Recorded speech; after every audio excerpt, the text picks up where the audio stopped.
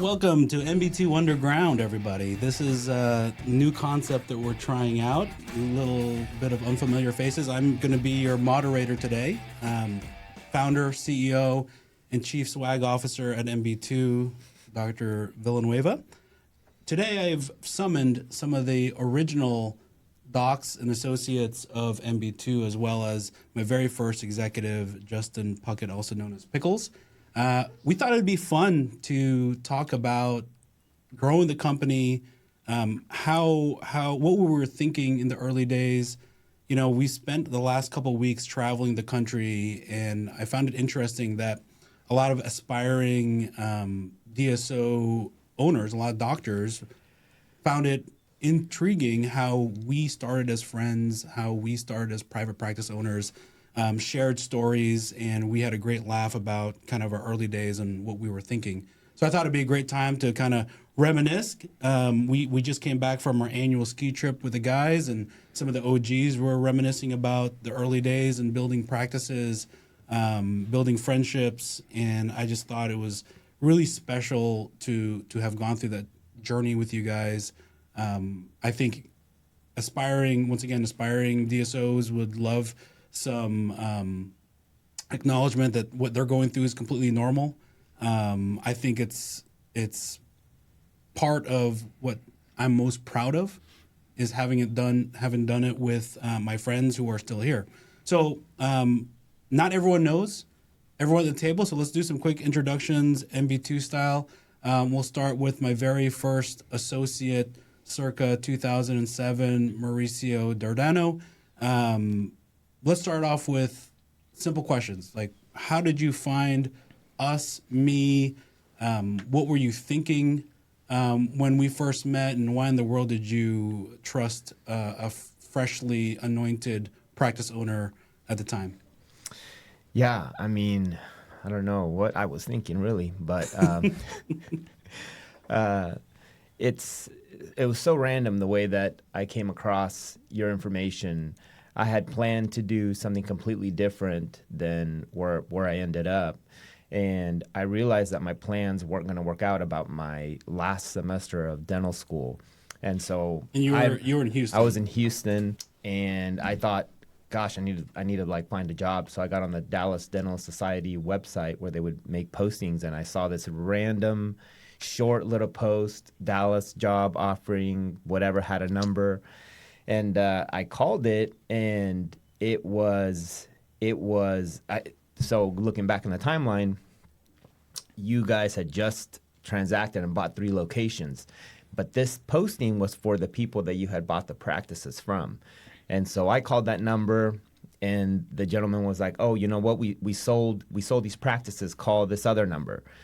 This is the broker. And so he gave me the number to the broker. The broker was then like, hey, you need to call this other number, which is an office. And then they gave me another number, and I called the number, and they're like, oh yeah, you need to talk to this guy, Dr. V. Finally, like, I got the number, right? And so I called it, and it's the first time I talked to you, and I was like, all right, this is great. Like, we're gonna, set up an interview or whatever. I was in Houston, you were in Dallas. It sounded like you were completely surprised when I called you. You're like, what? Who is this? How'd you get my number?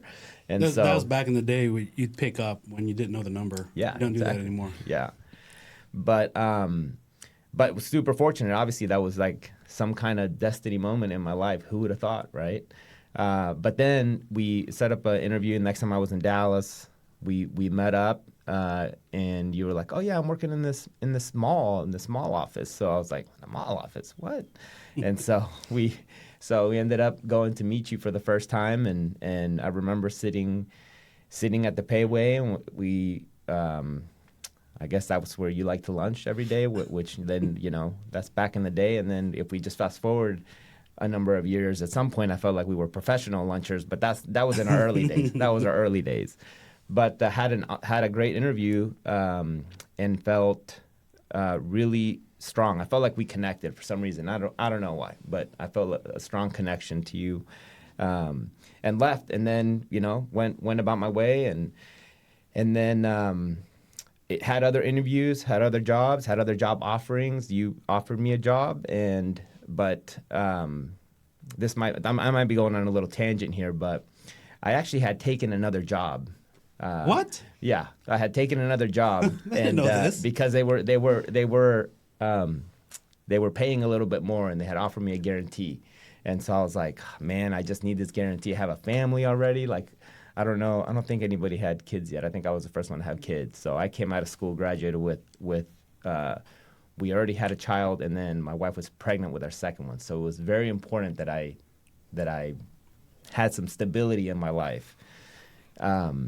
And so I had taken another job, and then I had called you and said, I'm going to take this other job because of this guarantee. And then, long story short, you ended up offering me a guarantee, but also said, hey, if you're basically not performing, right, the guarantee is going to be worthless. So I was like, that's fair enough. I'm gonna take it, because I just felt there was something I felt that was different about you. You said, you had just started, you had just bought these locations, but after getting to know you and having multiple conversations, there was something. Number one, you had multiple locations, which I thought was super cool, which I didn't even at that time in my life, being in dental school, did people talk about having multiple locations. So I thought that was super interesting and super intriguing. And so, and then I think our backgrounds were, aligned a little bit more. I felt like you were, you kind of got it, right? You were younger. I felt like, you're kind of starting out, but I thought, okay, I feel like I could definitely help out here. I think it's like, you're from El Salvador, I'm from Venezuela. I remember all the patients used to call you the Salvadorian Tom Cruise. So I was like, that guy's going to be a good provider right there. That and I remember your resume vividly. You used to sell Orkin door to door in the summer in New Mexico. So I'm like, if a guy can hustle to sell Orkin door to door, he's probably not lacking work ethic. Yeah, so I don't know what you saw in me, but I guess that was one of the things. It's obviously super green. I do remember, which I thought was really funny, because I'm pretty conservative, and I feel like at that point in time, like I said, I don't want to take too much risk. But I said, hey, Dr. V, I'm like, okay, we're gonna do this, and I think it was like we're gearing up to my first day of the job, right? And I said, okay, but I'm gonna need your help. I need you to mentor me, I want to learn what you're doing and how you're doing it. And so I show up to my first day, and it was just a slew of patients, right? And so I'm kind of shadowing and watching, and then you're kind of helping me do some stuff. And then I remember we got to lunchtime, and it was like, he's like, oh man. I was like, man, finally lunch. Like, we get a little break. And he's like, and then Dr. V was like, all right, you got it from here. See you later. I got to go out to the other office. I was like, wait, what? And so I just remember it was almost like baptism by fire. Just had to get it done, which I totally appreciate, because I felt like you just forced you to finally, get on your skis and go. You had 4 years in dental school. I figured that was enough. And so, you got the basics down. I was always available, but I think you took that push into the pool a lot better than this guy over here. I remember getting calls on a Saturday about single canal root canals. Remember that, Gabe? It was a molar, dude. It wasn't. It was a single. It was a molar. I was so frustrated. I remember I was on my 1 week with my family. Like, this guy doesn't know how to obturate, and he went through 4 years of dental school. But Mauricio was my very first associate that I ever hired. I remember that, and I remember thinking like, oh, this is easy. Like, these great personable associates come easily. And then I met you, which Gabe, I love you. You know that we've been friends forever. But you were drastically different than Mauricio, in a good way. Completely different personality, completely different interest. We connected on completely different level because we were both gamers at the time and still. And so, why don't you tell the audience kind of your origin story? How do you remember how we met, and what possessed you to sign up for a life of teasing from me? Yeah, it was a very different story. Like, everything Mauricio said, it was like the opposite, I feel like. So I was classmates with Mauricio, graduated 2007 in Houston, and where Mauricio was like we finished all of our requirements early, so we didn't do much our last semester. And where Mauricio was trying to figure out, like, what's he going to do with his life and how is he going to get a job, I already had everything planned out. I had a doctor who I grew up going to as a dentist. The path was always supposed to be you go to one practice, you own it. There was no multiple practice. There was no DSOs, and the concept was corporate dentistry was not prevalent back then. And so I already had planned to work at another practice full time Monday through Thursday, because dentists at that time I thought only worked 4 days. And then I was going to take over the practice. And so I had the whole thing set up. I had a contract drafted up where I was going to buy the practice over 5 years. And I needed an extra day, and Fridays weren't quite available for me. And so in Mauricio, I just watched him go to these job offers and try to figure it out. And I was like, dude, good luck. But then I needed a Saturday job. So I hit him up. I met Dr. V over the phone for just like a Saturday's job. And so I took that job. I remember where Mauricio asked for a guarantee. He had kids. I didn't have kids. And so I asked for a guarantee, and I remember the response was, because it wasn't common back there. Guarantees were like still kind of a new concept. Today, it's very different out there. But back then, he said, I guarantee if you're not a good dentist, I'll fire you. And I said, oh, great. I said that? Yeah, dude, like day one. That was my guarantee too. I didn't want to put it so harshly, but that's what I heard. He was handing out guarantees, everybody. I was like, well, that's fair. That's enough. That's good enough He for said me. he guarantees to fire me. I'm like, all right, I don't need one, I guess. And so, but I do remember working on Saturdays. You got a half a day with him. I think I got one extraction with him, and he took off. Regardless, I was able to see more patients in one day on a Saturday than I did for 3 weeks at a private practice. We would talk afterwards, and I'd be like, "How was your week, Gabe?" And he was like, "Well, I made more money on Saturday than I did all week at my other my family hometown's doctor's position or whatever." Well, he had you trying to get your own patients over there. Yeah. That was the breaking point. So I broke after 3 weeks. Like after 3 weeks of doing so much in one office versus like nothing in the other office, and there's no guarantees. So I was broke. I remember the breaking point was I need to go find my own patients. And so whenever, as a new grad, I got to go find my own patients, the other patients were like everywhere. That's whenever I called up Dr. V and I said, hey, I need full-time. Luckily, there was a full-time position in that practice. And so I took the job full-time, no guarantee. But Mauricio, it was 3 practices. Mauricio worked one, Dr. V worked one, and I worked the other for like the first year. And so it was a great experience. The other thing that also made me feel real good about it was the fact that he wasn't around. And so like my wife says the same thing. Yeah. But it's important to feel like when you graduate to feel like a dentist. And whenever you have a doctor who's been doing it forever, handing you out patients, and you feel like still kind of like a student. And so I like the fact that he wasn't there. He was there for support if I needed help, except for that root canal they talked about for 18 years. It was a molar, and it was the lingual canal, which is anyway beside the point. It was a good feeling like a dentist straight out of dental school, and so I carried that on through my own mentorship throughout the years and everything like that. But yeah, that was the story. And as a backdrop, understand that I had just purchased these practices in February of 2007.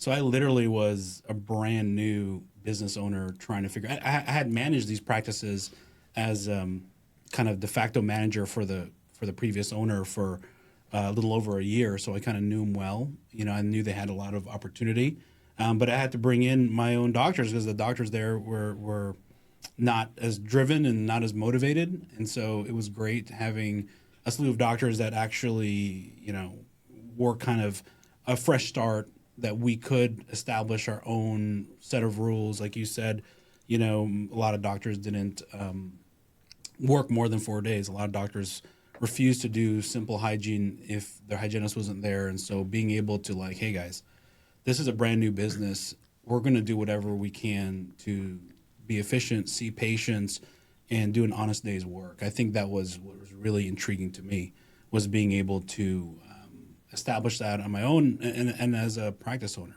And so this was a very unique part of our lives, right? I think at the end of the day, everything was brand new. And that's what reminds me when I ever see you guys or talk about our stories, like we were first time parents. You know, you guys came to my wedding when I had 0 kids, or just, not obviously. Well, you know, you guys came to my wedding. I was a first time homeowner the month after my wedding. We're first time car owners, first time business owners, just unshackled from school, being able to make our own decisions. And we had no playbook. And so being able to go out and just establish it ourselves was really fun and exciting to me. And knowing that we always at least had a fallback of being associates if we needed to. So we really could be creative and be exciting and do it our own way. The third guest today, our very own Justin Puckett, also endearingly known as Pickles, joined a little bit later, but still a very important inflection point in our business where we had our first professional executive join us. And I use professional loosely, but, still, my right-hand man, someone that has helped and stood by my side throughout all these years. Why don't you share with everybody kind of what you felt when you first met me? This is a really interesting story that entails this group here, but I think that was always one of my favorite stories. Yeah, so this was, I would say late 2013, and my background, I was a large firm corporate lawyer doing private equity and basically all transactional work, but I was also an accountant in a past life. In the previous, I would say, year and a half before I met Dr. V, I was working at a dental office. Basically, at that time, we didn't know the term DSO, but it was about 4 office group that we grew to 20, and kind of thought I'd figured out everything. But I got this call one day from this recruiter, which I didn't even really know those existed at the time, and he's like, "Hey, I have this opportunity. It's a growing group in Dallas." And I was like, "No, I'm like 28. I know all the groups. Like, there's no other group in Dallas." He's like, "No, just come interview." I was like, "Okay." I'm like, "Well, I will." And so never forget, he sends me the address, and so I Google it, and keep in mind I'm sitting at that current time at the Crescent in Dallas, looking over my awesome office, skyline view of Dallas, and put it in my little Google Maps, and I'm like, okay, it's right behind the racetrack in Carrollton, Texas, and looks like it's a dilapidated warehouse. I'm like, that's not right. That can't be the right address. Anyway, I'm like, I'll go do it. Let's go. He tells me to wear a suit. As a former lawyer, I'm like, absolutely, of course, suit and tie. Let's go. So, sure enough, driving over there, and I'm like, it is the warehouse behind the racetrack in Carrollton. So I pull up. I walk in, and they kind of take me upstairs to meet Dr. V. And first thing, I walk off the elevator, and I see these two, yahoos literally like poking their head out of the like. I'm like, okay, I don't know who those guys are, but I guess we'll just walk by. And so I go to Dr. V's office, and we interview. And to this day, I don't remember anything about the interview, like other than he reminds me of this a lot, but how he was dressed. He had, just jeans that looked like probably he had them since dental school. He had this orange polo on with this lion, like I think it was American Eagle or structure. No. Listen, I came from South Florida. We were very fashion forward, and bringing said fashion to Texas was startling for you locals at the time. Yeah, I wasn't used to such fashion, but I remember, and again, in a little bit of the past, the DSO, I use that term loosely, that I was coming from, flashy, free whitening for life, from frosted tips. Frosted tips. Life was good. From the outside, we killed it. You had DJs in the lobby. That is true. This is a real story. You had a bar. We did have a bar, which insurance frowned upon. But we had snapback baskets. The only problem was we didn't make any money. And when I say no money, the associates quit all the time. We just had no money. So that was the problem. That's why I was looking for a job. So keep in mind, in my head, I had just learned, expecting our first kid, 8 months from now. I'm like, okay, I just need a stable job. If not, I'll go back to being a lawyer. And the whole time I'm focused, I'm like, this guy looks like, I don't know how to say it. He looks like he has no money. And I'm looking at the building. I'm like, I can't do this. I'm about to be a dad. And so I go back, and the interview was great. Met him. It was nice. You know, he showed me his awesome Jeep Cherokee. Side note, I didn't know he was a car guy. Grand Cherokee. Yes, Grand Cherokee. It was It's a souped up. I didn't know this. So I go back to the recruiter. I'm like, really like the guys, like cool culture. But like just straight up, man, like, is he poor? Like, can he afford to pay me? Like, I have to know this. And he's like, oh, yeah, he can. Anyway, you know, go and find out. I take the job because, again, I had seen the other side of a group without a culture. And I did meet these guys, and I'm like, it sounds so basic. I remember, like, they're happy. And I had a very good college friend, Jay Leftwich, at the time, who was working as an associate. I remember calling him. I'm like, hey, dude. I asked him if Dr. B had money, which he said yes. But he was like, dude, it's a great place to work. They leave me alone. Kind of similar to what you said, Gabe. And then I remember I called Matt Zolfo, who was a rep at the time, and he's like, if you're ever going to join a group, join them. They're fun. They know what they're doing. He's like, they don't even know how good they are. They just keep growing. I was like, okay, done. Fast forward, first day, I show up. We get to about lunchtime, and Dr. B's like, hey, come to my office. I'm like, okay. Which first off, he's like, hey, we're about to leave. We're driving to Waco today. And I'm like, in my head, I'm like, how long is it going to last? Like, when am I coming home? But he's like, hey, I heard you think I'm poor. And I was like, no, I don't. No. Nope, no. And he goes like, no. He's like, you know that recruiter?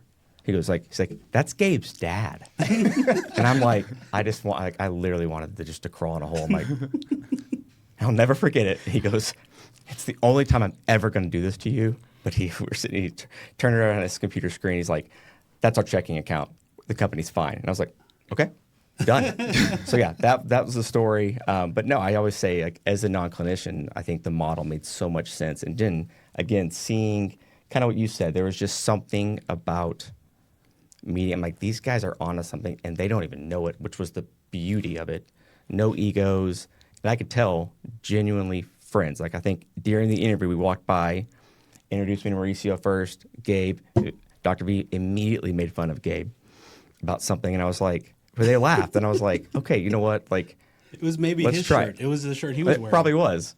It probably still has it. Sometimes you just have to laugh instead of cry. You do. And I literally remember calling. I remember like calling my mom and calling my wife. And I was like, "This thing maybe will last 3 months." But I literally had called my previous law firm boss. I'm like, "Hey, I'm gonna call in 3 months. If this thing doesn't work, I'm coming back to the firm." She's like, "Of course." And obviously, 13 years later, here we are. But that's awesome, man. Remember how awkward your first day was when you walked in and yes. your office? Yes.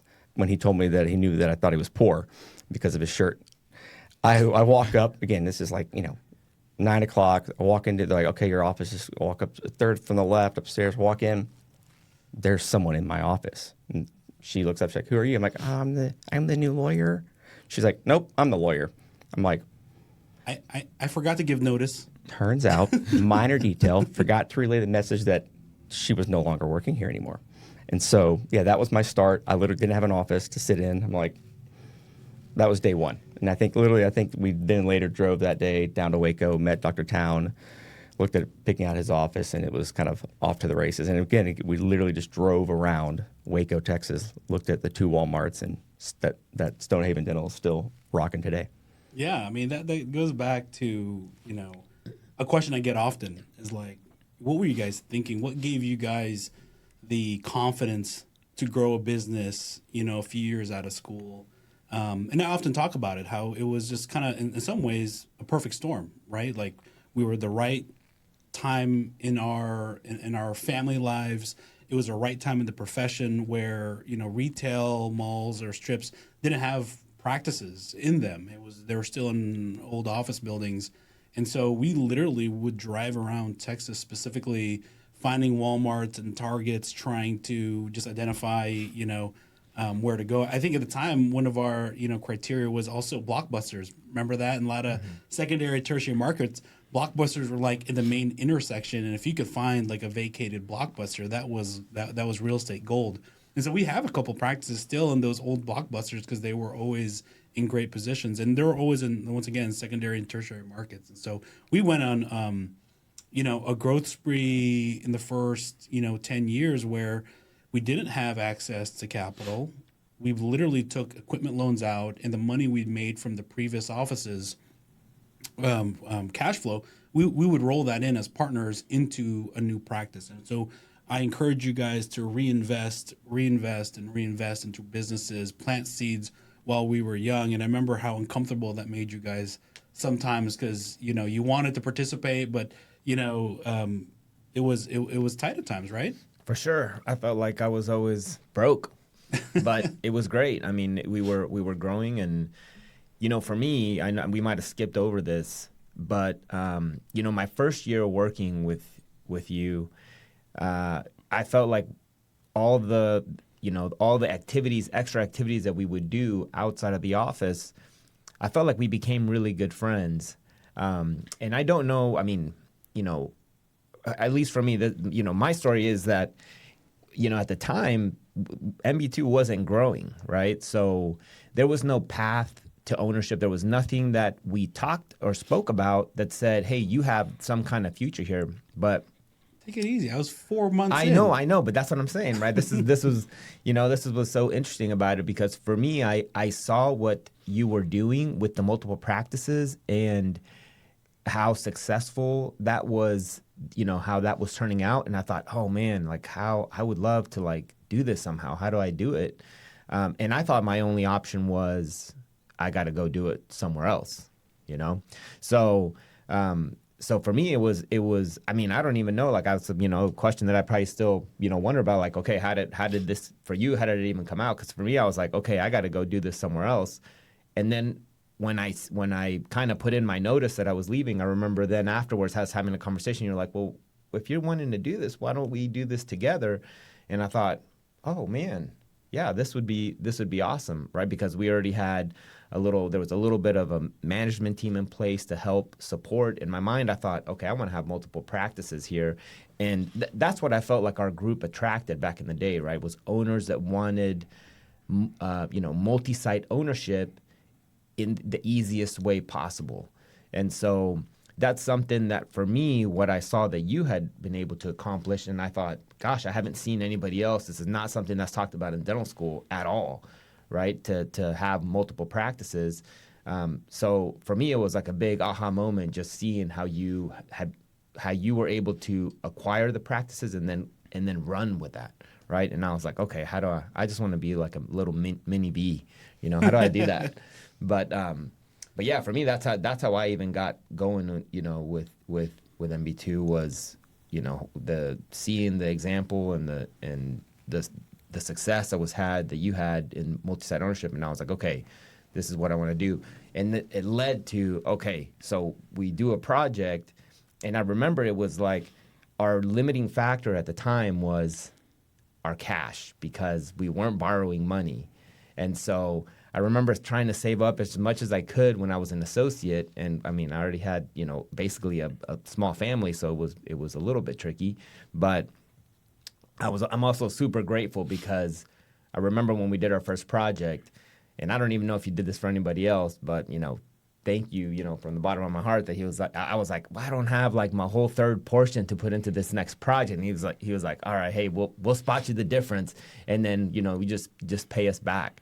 And I thought, oh man, this is awesome. I mean, it was so neat that I felt like we were doing something like as friends, that we were moving forward on this project, and it was so exciting. But at the same time, I thought, if this doesn't work out, I can always just go be an associate, because I felt like I had honed my skills and I had that to fall back on. And I was like, I'm young enough to where we can actually take this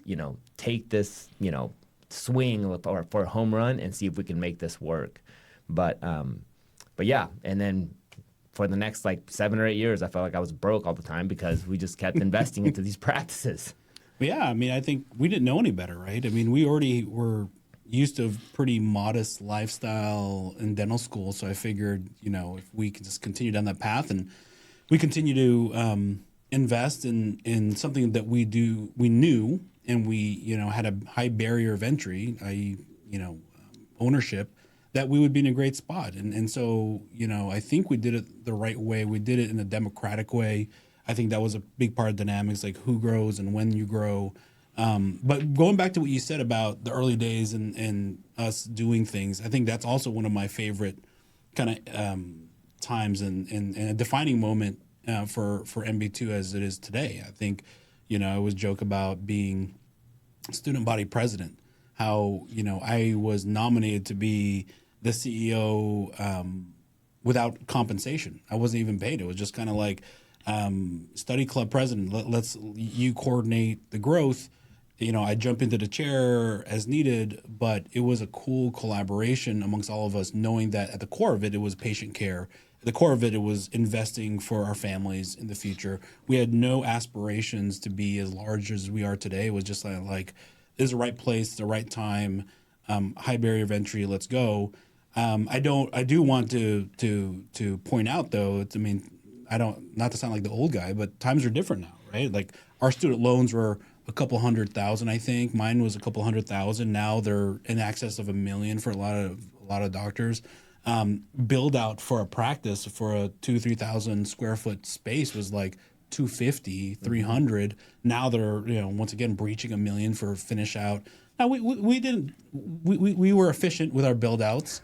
In retrospect, the offices I bought were not the nicest, but they were functional. I remember kind of the nasty carpet in the operatories that we had to change out. I remember the plumbing was running on top of the floor. I don't know if that's even compliant at this point. And we had paper charts, and it was very kind of put together. That we didn't even. The previous owner didn't even afford doors. They were like those saloon doors, and the operatory walls came up like 8 feet, so you can hear absolutely everything that's happening in there. It was kind of an odd setup, but we didn't know any better. Like it was like it's more private than dental school, right? It was like our operatories were open in dental school, so I think our naivete was in our favor. But what was kind of your favorite memories from like the actual events? I mean, we used to do so many of them. They were kind of the cornerstone of what made us different. Yeah, I think we did a lot of stuff we didn't just as a group. So I remember early on we had dinner at your house and someone would cook steaks and we just like that was our doctor meetings. It was in the house. We went ATVing a lot. Like I remember we didn't know. Remember that first ATV trip down in Houston, and like one guy brought a helmet, and you were like, "What a loser! He's wearing a helmet!" And so he was so embarrassed, he took it off to ride like the rest of us, and then your brother ended up getting hurt. Yeah, he went around, and he was still in dental school. He went around away from us, and then all of a sudden we heard a splash. We're like, "What? There's no water around here." We go around and he's in the water, like there's a big ditch full of water, cuts his cheek open. We had an oral surgeon with us. We went back to his house afterwards. I don't think it was disinfected. I think they just sutured it up. And that was early days. It was we played flag football at your place. That scar looks like someone sutured it up in the living room. Yeah, it does. It's still there. But when flag football at your place, we weren't even playing yet. And I remember him tackling me. It was, What? Yeah, dude, that's what happened. Flag football. But it was before we started. But still, that's we were trying to, like Mauricio said, we were growing with friends. My story was just a little bit different than Mauricio's, where when he joined, he had this big plan. He was going to do all this. For me, it was as simple as, I believe if you surround yourself with successful people, you will in turn be successful. And so whenever I looked at Dr. V, what he's built in this friendship and this group that we had going, being surrounded by these successful people would in turn, work out for me. And that's here we are today. I also remember you saying, which is different back then to kind of what it was now. Well, you said to us that when people are greedy, then it's time to kind of back off. And whenever people are scared, it's time to be greedy. And the 2008 financial crisis just hit. And so, yes, we didn't have much money, but everyone was scared. And so that's when we did most of our growth. I think it was the one line of Warren Buffett that I knew. When people are greedy, be conservative. That's funny. And so that's how, I remember for about 10 years, whenever like Puckett joined and we looked poor, Steve would look in our bank accounts every few months and be like, "Oh, you have enough for another office. Let's go." And that's how we grew. It was him looking to see how much money we had, so we would always be poor. And so that was why we were so driven, I think, is we were just always poor feeling, even though we had money. Yeah, I've said this to hundreds of people. People will ask me like, "Okay, you've been Dr. V's right-hand guy. What's his secret sauce?" I'm always like, there's a lot of things, but like the thing I'm still most amazed at, like he kept so many of these doctors poor and believing in. I mean, I've talked to both their wives, and I remember they have their opinion too. They're like, yeah, he kept telling me we're rich, but they just believed in the vision. And I would say like they didn't know the term culture, they didn't know what that meant, but like their culture, totally organic. And just by happenstance, like I remember walking, like, oh, your culture's great. And like, what's culture? It's just, but it literally was organic of like everyone helped out. I remember I noticed some of Gabe's first doctors were going down to Houston, traveling down, like just helping each other out with no financial incentive. And I'm like, okay, this is a culture that's unique. And when I remember my interview, back to my interview, Dr. B had these little cards on his desk. I don't know if you remember these. And I remember being like, what are those? And at that time, he interviewed every single associate across the company. And he had these little note cards from the Baylor dinners at Iron Cactus, whatever that place was called. And I remember being like, why do you do that? And he's like, we have to grow. It's so simple. He's like, to grow, we have to have providers. So I interviewed every single one of them. Yeah, in 2012, we hired, I think, a third of the Baylor graduating class that year because we did most of our growth in 2012. And V's pitch was like, he had a big Venn diagram that he showed these students at the Iron Cactus. And it was like, here's corporate dentistry, here's all the benefits. Here's as sole practitioner, here's all the benefits. And we're in the middle. And he had his little Venn diagram with like everything lined out. And then he had, the next slide was like a supervillain overlord. And he's like, these guys are going to get you, like if you're not careful, these corporate. And so, a little dramatic. Dude, that's how it was. Either way, it worked. Carol did tell me that Iron Cactus is closed. That's made me kind of sad because that's where I had my rehearsal dinner for our wedding. But full circle, yes, we do a lot of recruiting dinners back then. Which reminds me, the very first event, I guess, a party that all our wives went to. You remember Helen yelling at me because I call you after 10 o'clock at night? It was after midnight, and then we went and played paintball together, and she shot you in the face, and it just brought her so much joy. Like it was like walked around the corner, shot you in the face. She's like, "Oh, I got him." I'm like, "Okay." Just she because loves I call it. you after midnight, we played a lot of video games. We Dude, played it was a lot of midnight. Gear Award. Back times were different. That's true. I know something, and this goes back to I think they still play jokes on me, but I would love for y'all to go into, and I wasn't around for this, but like how y'all came up with the name, because I'll never forget, I was literally 6 months in, had no idea what MB2 meant. I thought it was like something Dr. B came up with. I thought the colors were the Filipino flag colors. True story. And I'm finally one time, I think it was Dr. DeMarco, she was like, you don't know? I'm like, no. So I would love for y'all to go back. What's your take? What do you guys remember? Yeah, I remember we were moving buildings, and we just thought, okay, we need to come up with a name. We're gonna be expanding into other states, and so, but part of our MO back then was that we did not want to be so forward facing, right? And so we thought we got to do something where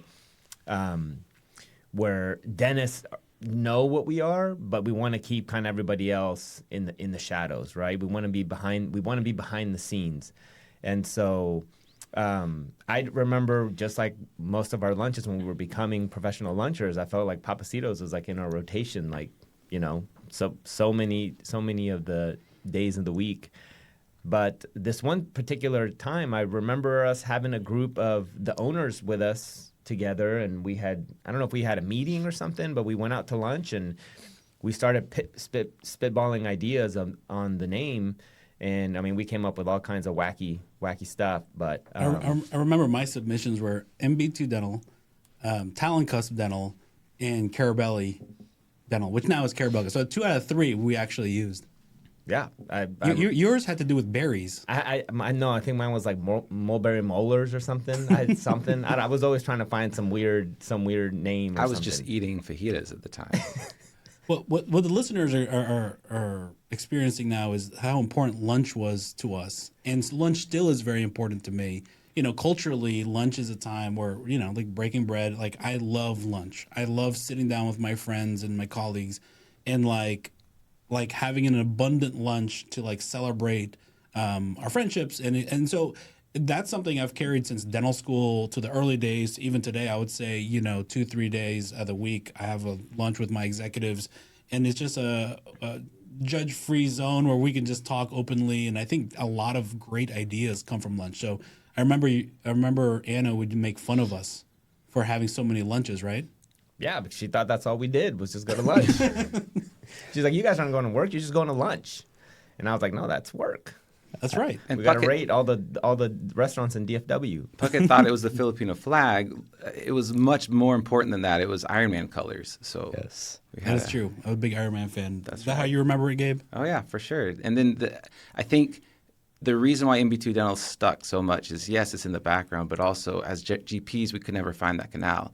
Like I remember us looking so many times, and it's supposed to be there, whatever, 90% of the time. We found it 5% of the time, so we thought, okay, that's what we want, right? We want, just for dentists, we want to be hidden in the background, because the most important thing is that the practices that we partnered with and that we opened are patient-facing. It was very much like it was the doctor and their brand with multiple practices to show local successful owners. We didn't want all the practices tied together for a lot of reasons. The traditional DSO back then was all the same name. And so if you go to one of them, you know, in another state or wherever it was, that they're all going to be the same type of thing. For us, it was more about, we wanted to highlight the local owner. Yeah. It's the funny. pride of that. That was super. I remember that was super different. Like, I don't think really no one did it. I remember actually being a negative, like when people would bring it up and we talked to like bankers or whoever else, but it was, and I remember Dr. B being like, I'll never forget it. You're like, this is not optometry. Like, it's not all the same.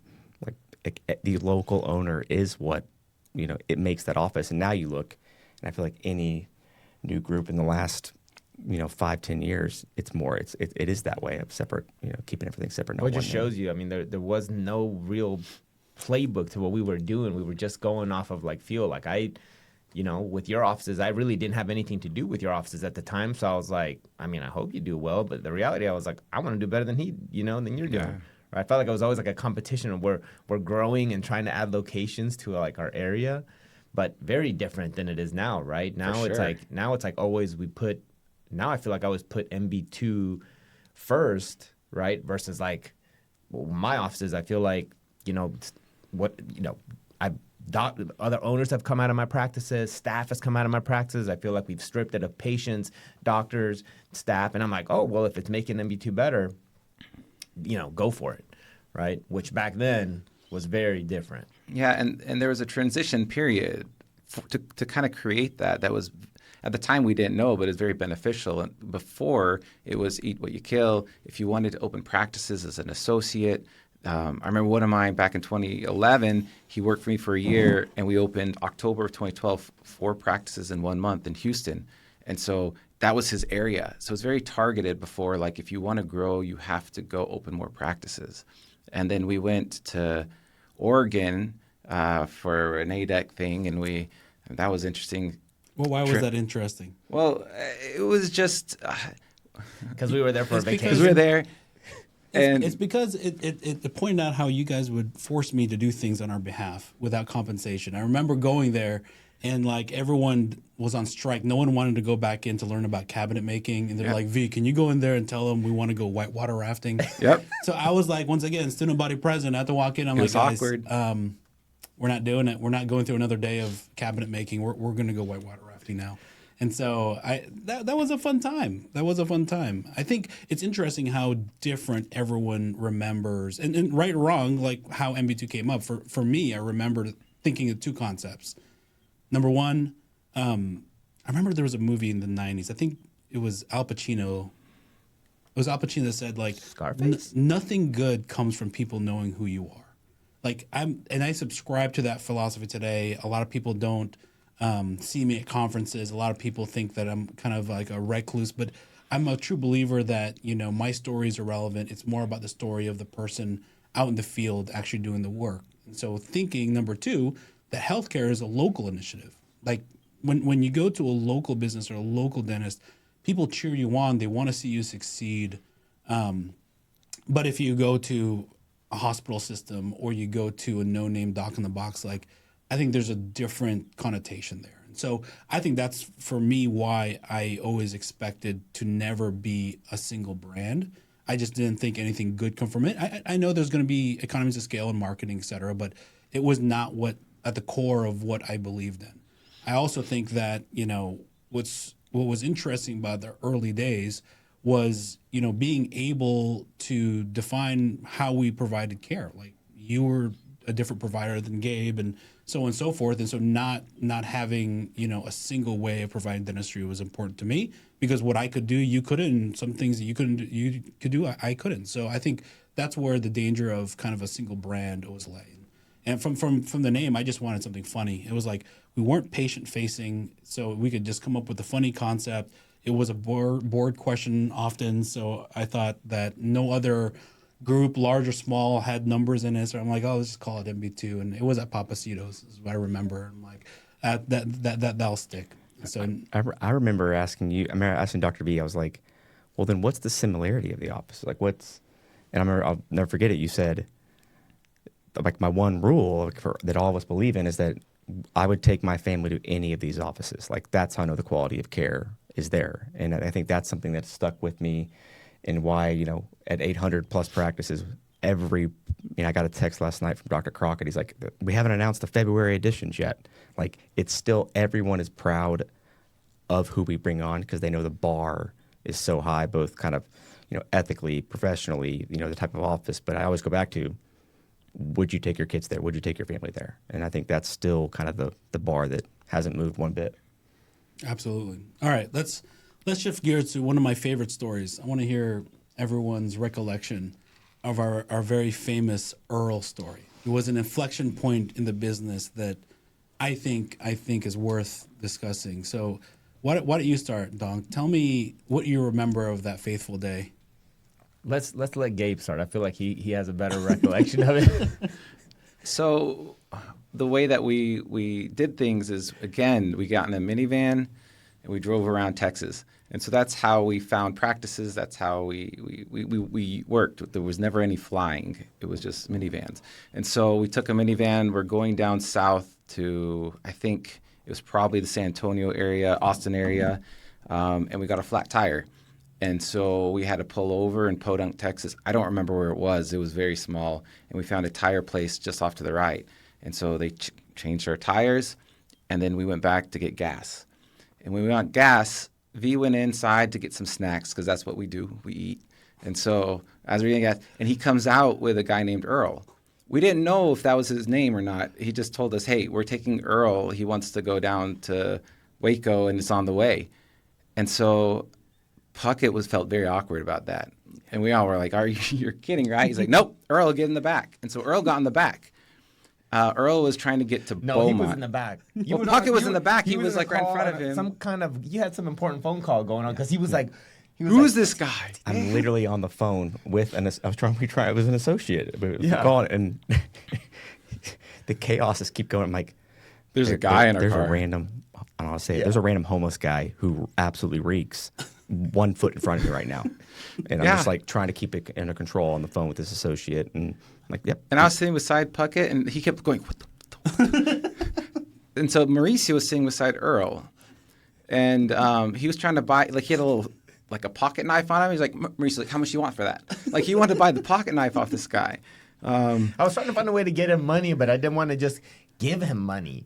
I thought, I got to get something. And the pocket knife looked pretty solid. Yeah. And so we had snacks, and we had Earl, and so Steve's talking. He's like, hey, Earl, what can we do for you? He's like, well, I need a room. I need to get to Beaumont. So he's like, dude, we're going to buy you a ticket, like a Greyhound bus ticket to get him to Beaumont. And so he's like, Gabe, buy him a ticket. So I'm in the back. All right. So I'm buying him a ticket. And then Steve's like, Mauricio, give him some money. So Mauricio's like, oh, shit. So he had some cash. I think I had to get him the hotel room, dude. Oh, you had the hotel room. Yeah. I gave him cash. Puckett gave him cash. Yeah. And Puckett still couldn't believe it. He's like, what am I doing with it? And so, so we got to Waco. Mauricio got him the hotel room. And then, and I'm sure more transpired in that time that you probably remember. But I do remember once we got him in the hotel room. We got back in the car.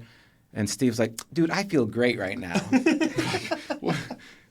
I made you guys do all the work. You did all the work. And he's like, that makes you feel great. This is a good metaphor for our relationship, right? Sometimes there's a method to my madness.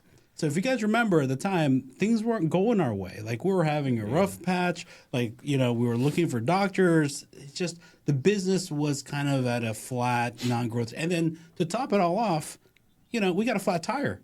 And I was like, this is the universe telling us that, we're doing too much. And so I did go in to get snacks, and this guy asked me, like, can you give me a ride? And at first I was like, no, it's a hitchhiker. And then I was like, you know what?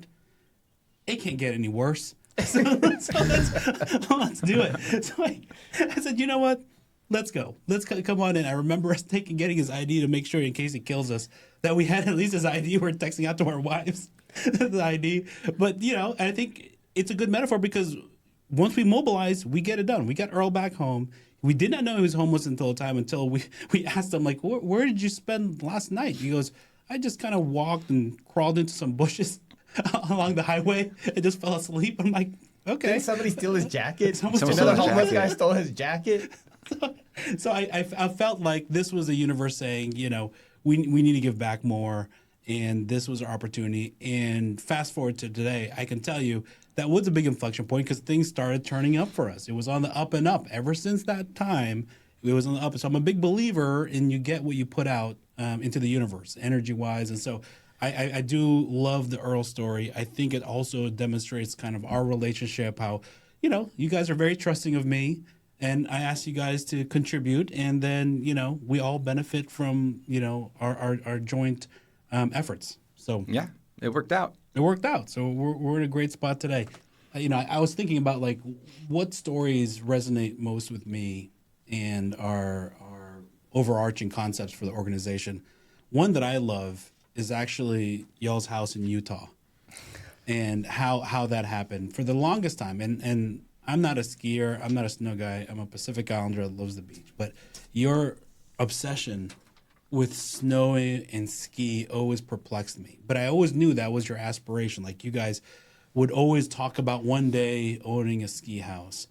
And I remember to a point where we were doing some paperwork and it was like kind of a grind. And I was like, how do I motivate these guys? And I printed out like a picture of a ski lodge. In retrospect, it looked like a ski barn. But I was like, okay, this is how basic my thought was. Like, let's put this picture up. This is what these guys are aspiring to get. And fast forward a few years later, sure enough, you guys had the intestinal fortitude to actually pull the trigger. But what do you remember about that experience? Gosh, yeah, I probably did a lot of the pushing for that one, but it's always been my goal to have a house in the mountains. I just love spending time outside, and summer or winter or whatever. But what did we have? We had a doctor dinner, I believe, in Salt Lake, and I realized in our schedule that we had about a day where, and maybe it wasn't the full day, it was most of the day until the dinner, that we had some time off. And I thought, hey, do you guys mind if we go look at some real estate, look at some houses? And it's funny that it was us four, right, that were doing it. And then we saw some houses, and I just remember the feeling on the first one. I was like, oh man, this is it. Like, this is it. And so I remember we went back to that original house that I think we all agreed that it was like the best one. And then I remember Gabe was like, dude, I didn't really, correct me if I'm wrong, but I don't remember, you were like, I'm not really wanting a house, but this is pretty awesome. Like, can we do this together? Right. And so, Yeah, I said, it's your dream. Do you mind if I jump in on your dream? Because I didn't want it, but then I saw that house, like, I want it. Yeah. And so in my mind, I was like, oh man, like, obviously I know Gabe super well, one of my best friends. I know, in my mind, I thought, well, he doesn't even like to travel that much, so this might work out for me. That's right. That's right. So I was like, yeah, let's do it. But it was, still, it was like, financially, I still felt like, oh man, like what? Oh, this is still gonna, I'm not sure if this is like the right move. And then, here comes V, the pusher, right? He was like, he hung out, he put a little carrot out there for us, and he was like, listen, you guys have to get this house, and if you get this house, there's this opportunity for you to get this bonus, and if you do it, we'll get you this bonus. And I thought, dude, done. I'm in. I'm in. We're doing this. And then, you know, funny enough, when we brought our wives to look at the house, they didn't even like that house. So, Yeah, they hated it. But Like, remember the timing. I remember I was trying to facilitate this dream that you guys had, and yeah, I incentivized you with a bonus that had a termination day. Like if you don't buy a house by this time, you will be ineligible. So you guys pushed and pushed, and you closed right in time for COVID. and so I remember you guys closed, and then Utah sent something out asking, out of state owners not to come to the state.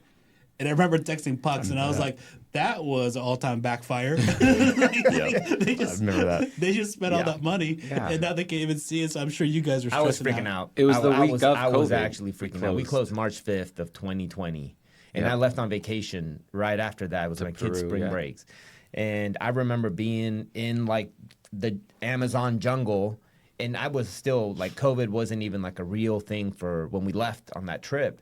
And I thought, and when I was there, people were showing up to the lodge, and the other travelers, and they're like, "Oh man, this is what's going on." And I'm like, "What? What's going on? What's going on with that?" And then come to find out on the gravity of the situation, and I was like, "Oh my gosh! We just bought this house. This thing, that's vacation home. Typically, when there's some kind of financial, economic problem, typically, what is the first thing that goes south is secondary homes." And I thought, oh man, this is a terrible move. I was like, dang it, V, motivated us to get this house. No, well. Tell the audience what it's worth now. Well, no, it worked out. It's worked out because we didn't know everything was going to spike after COVID in the next couple of years. I knew. Everything. I knew. Yeah, you knew. Yeah, Thank you. that was weird. I remember. I think this is actually a good kind of metaphor or whatever example of just how y'all three have always been. I remember going to Dan. I'm like, do you have a contract set in place about who can use it when and all that? And they're like, no. I'm like, well, what about payment? They're like, I don't. We have any forms an LLC. We're just totally making it up as it goes. Which I remember going back to asking y'all for y'all's partnership agreements, which I remember asking V. I'm like, well, what is send me your sample agreement. What does it say? And I'll never forget one of his famous lines. He told the first partner, he's like, I won't read it if you won't read it. You're talking about our office. You're talking about our office. Your office agreements. And I'm like, as a lawyer, I'm in my head thinking of the 100 problems of how that's going to backfire and this is going to come back to bite us. And I actually think it goes back to the positive of just we've always been minority owners, and everyone's had to make other partners put them first. But it's still the first 10 years. I think the first paperwork was our because I was office number 4, so it was the first time you actually put a partnership agreement together. And it was I remember you getting it, and you were like, here it is. And it was I can't remember. I'm making it up. 20 pages. I don't know. And we all looked at it, and we were like, and you're like, listen, I won't read it if you don't read it. And I was like, deal. And we shook hands. well, what you guys didn't know is I'm wildly dyslexic, so there's no way I was reading it anyway. And so, yeah, I think that's that's how we've operated. I like meeting people and trying to size them up in person, because a contract can only go so far. Well, listen, I think there's a ton of other stories. I think we're going to have to save them for the next episode. I have so many stories about COVID and other shenanigans that we got ourselves into. But closing it out, I get asked a lot by people, once again, starting their own business, advice you'd give someone starting their path, or something that you're really proud of that we've accomplished as an organization. I'll start with you, Gabe. I would say a lot of people are starting off, and if you're trying to grow and they say, we grew for the sake of growth, we didn't know what we didn't know, so we were really, at the time, balls to the wall. But if you are doing this, do it with people you trust, because you can't really fix that through contracts and through rules. And so make sure that whatever you're doing, you have a good team that surrounds you.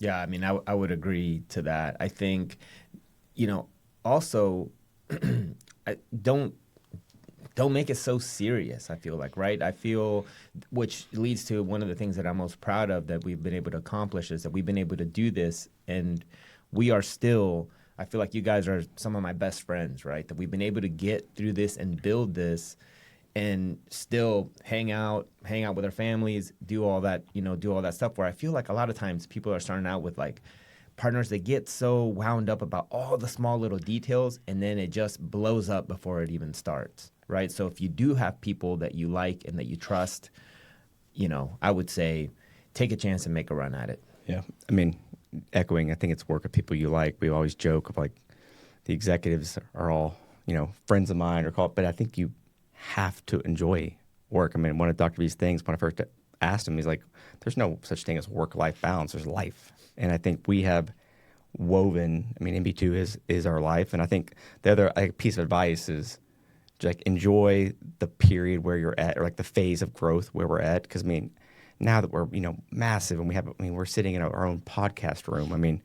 I still smile at the days when literally the four of us were in a shared one hotel room at like this, Homewood Suites in Farmington, New Mexico, like sleeping on a pull-out couch with this guy, and like that was some of the best times. Or driving down to Beaumont with Gabe, and like I think all we focused on was just the next office, quality, adding one department at a time. Early on, central services, we had no money. I still go back to like not having private equity money to start was probably the biggest blessing in disguise, because it made us work and grind and be scrappy. And I miss the old times. So I think just enjoy the times where you're at. Yeah, I think, said a different way, you guys talk about how I, quote unquote, kept you poor. But the way I viewed it was inverse. It was like, don't change your quality of life just because you think you're at a certain point in life. So if you keep kind of a modest lifestyle that makes you happy, you can reinvest in your business. And I think all too often I see entrepreneurs that think that they've gotten this much cash flow, or they got this much profitability, and now it's time for me to buy a nicer car, a nicer house, move to another area. And I think that's, often a difficult hole to climb out of. But to echo your sentiment, finding your people is important. I feel very fortunate to have found you guys early on in my career. We see those.